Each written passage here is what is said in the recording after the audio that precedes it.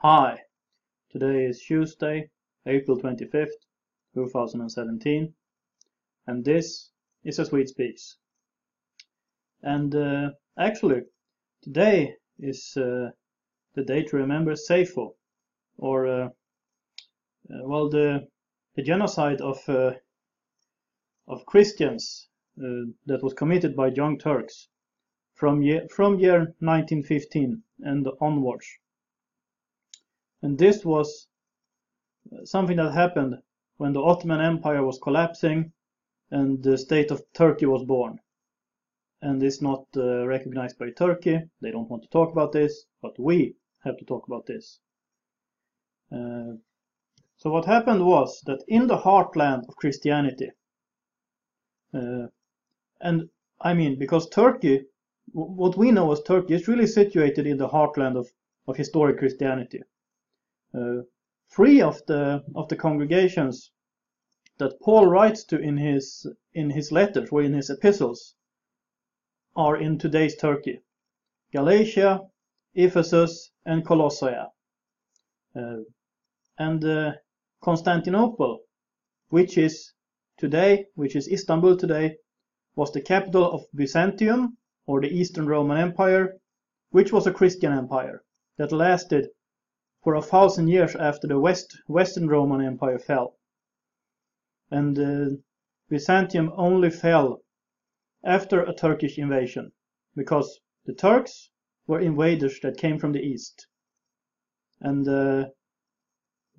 sadly, Byzantium fell. Eastern Rome fell and turned into the Ottoman Empire, which was a Muslim empire.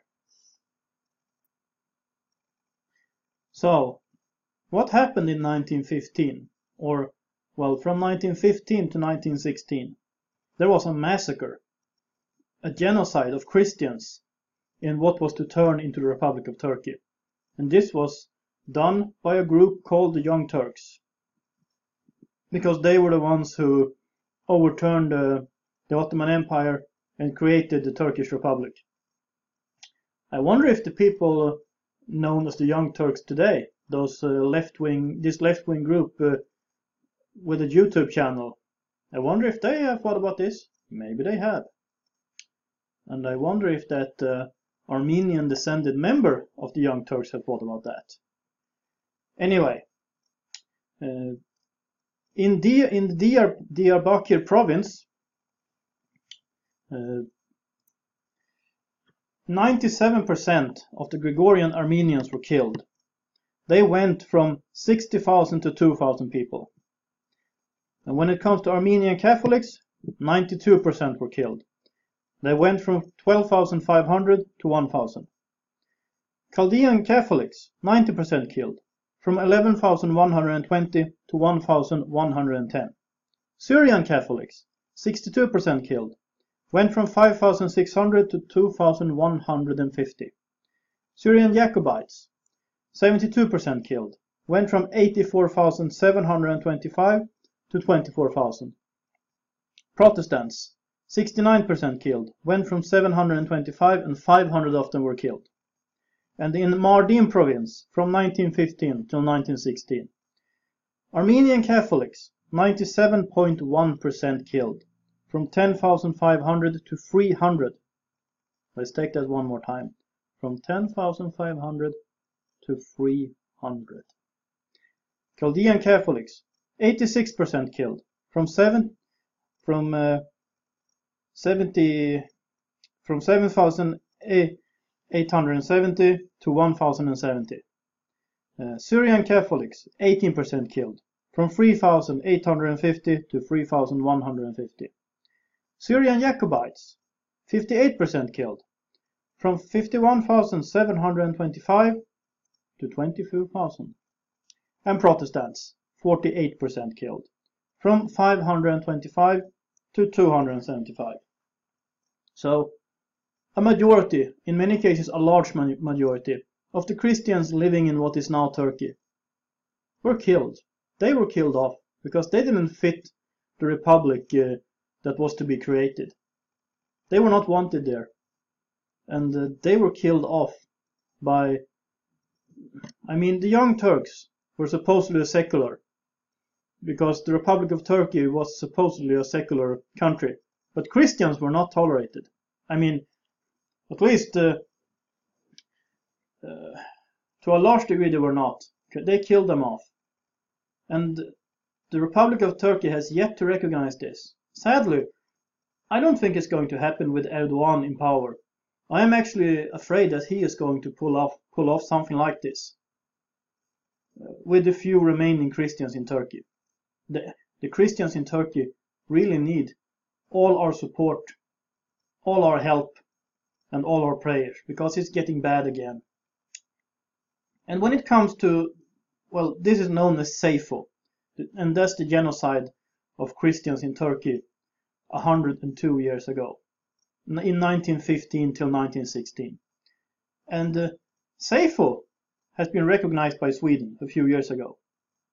However, today's genocide on Christians, especially the one carried out by ISIS, has not been recognized by Sweden. There was a motion in Swedish parliament, I think it was last year, yeah, it's about a year ago, and that motion was that Sweden should recognize that there is a genocide on Christians in the Middle East carried out by ISIS right now. But the Swedish parliament did not recognize this. The Sweden Democrats voted for this, the Christian Democrats voted for this, and I think one of the members of the moderate party voted for this against the party line. The rest, either they are evil, they are stupid, or they are cowards. I have no other words for it. They don't even want to recognize what's going on. When are we going to learn from what happened a century ago? Because it's happening again. And this will keep on happening until we look at why this is happening, until we identify the root causes and fight these causes. And there are many causes for this. One of the causes is old Islamic hatred of Christians. One could argue that the Republic of Turkey was a secular one, and that it would have nothing to do with Islam. But the hatred of Christians wasn't just a religious thing, it was instilled in the Turks culturally. And it wasn't only the Turks, sadly, the Kurds killed Christians too. And I think that, because I'd like to mention one thing. When I went to school in Sweden, when I went to what we might call junior high, högstadiet, which is from classes 7 to 9, so when I was from 13 till 16 years old, it was discussed how Turks treated Kurds. And it was discussed atrocities carried out by Turks against Kurds. And those were horrible things and should be discussed. But we never heard a single word about what the young Turks did to the Christians in today's Turkey. Never, ever, ever. It was just something not spoken of. And I mean, you know what Hitler said? Hitler said that no one is going to care if he kills the Jews, because no one cared about how the Armenians were killed by the Turks. Think about that. And think about how we can't be silent about the genocides and the atrocities of the past. Because when we sweep things under a rug and pretend it didn't happen, pretend everything's nice now, we don't have to talk about what's been going on, we are doomed to repeat history, or to watch people repeat history. And that's just the way it is. This has to be recognized. And I mean, Sweden has recognized this in name. But Sweden hasn't recognized why this happened. Just like President Obama refused to call ISIS Islamic terror.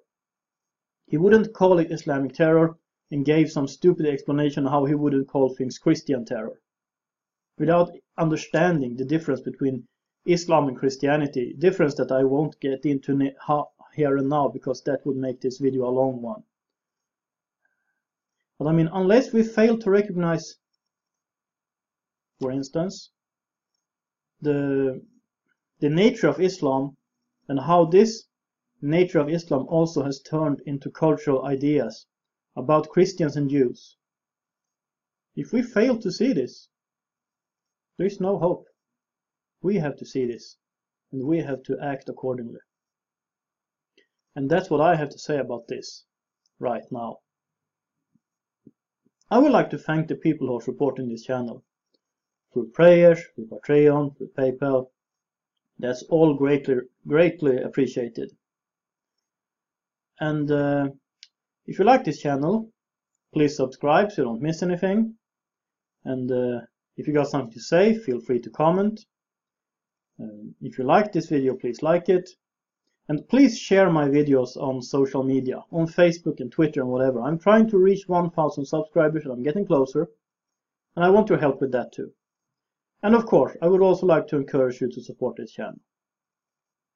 And I will include all the necessary information in the information box below. This is A Swede Speaks. Have a nice day.